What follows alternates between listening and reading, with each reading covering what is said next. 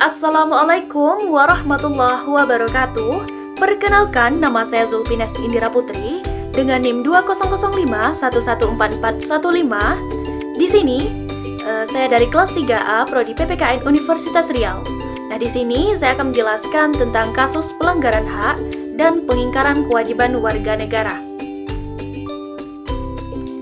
Baik, sebelum saya menjelaskan mengenai hak dan kewajiban warga negara, sebelumnya apa sih hak dan kewajiban warga negara itu? Baik, hak warga negara adalah segala sesuatu yang harus didapatkan oleh warga negara dari negaranya atau pemerintah. Sedangkan kewajiban warga negara adalah tindakan atau perbuatan yang dilakukan oleh seorang warga negara sebagaimana diatur oleh ketentuan peraturan perundang-undangan yang berlaku. Nah, setelah mengetahui pengertian hak dan kewajiban warga negara, selanjutnya saya akan menjelaskan tentang kasus pelanggaran hak. Nah, di sini contoh dari kasus pelanggaran hak ini yaitu proses penegakan hukum yang masih belum optimal dilakukan. Contohnya, masih sering terjadi kasus salah tangkap, perbedaan perlakuan oknum aparat penegak hukum terhadap para pelanggar hukum yang sering terjadi dengan dasar kekayaan, jabatan, dan sebagainya. Nah, setelah menjelaskan kasus pelanggaran hak, selanjutnya saya akan menjelaskan tentang kasus pengingkaran kewajiban.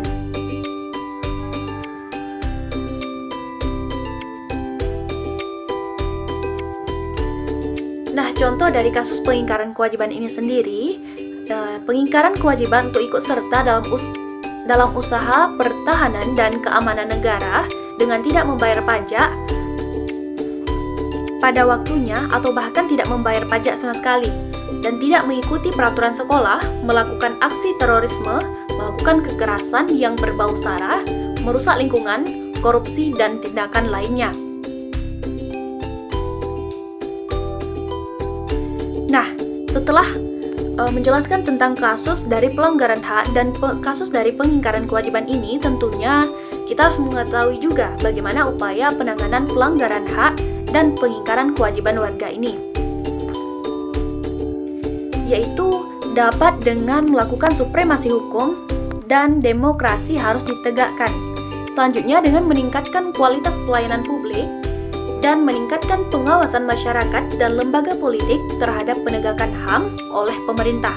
Selanjutnya, dapat dengan meningkatkan penyebarluasan prinsip-prinsip HAM kepada masyarakat melalui lembaga pendidikan formal maupun non-formal.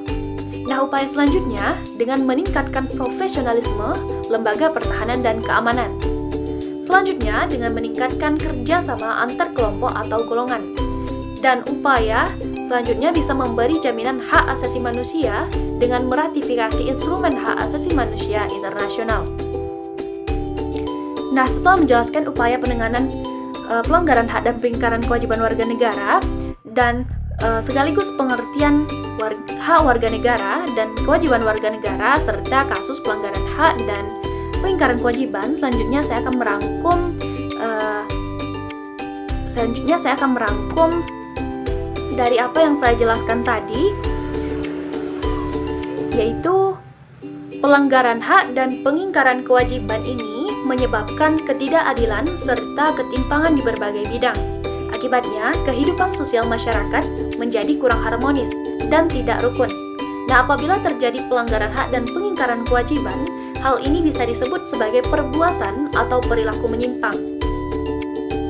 Pelanggaran hak bisa diartikan sebagai tindakan yang melanggar kebebasan orang lain. Nah, sedangkan pengingkaran kewajiban adalah tindakan menghindari atau tidak mau melaksanakan kewajiban secara bertanggung jawab. Baik, hanya itu yang dapat saya sampaikan mengenai kasus pelanggaran hak dan pengingkaran kewajiban warga negara. Apabila ada terdapat kesalahan, saya mohon maaf. Terima kasih. Saya akhiri dengan wassalamualaikum warahmatullahi wabarakatuh.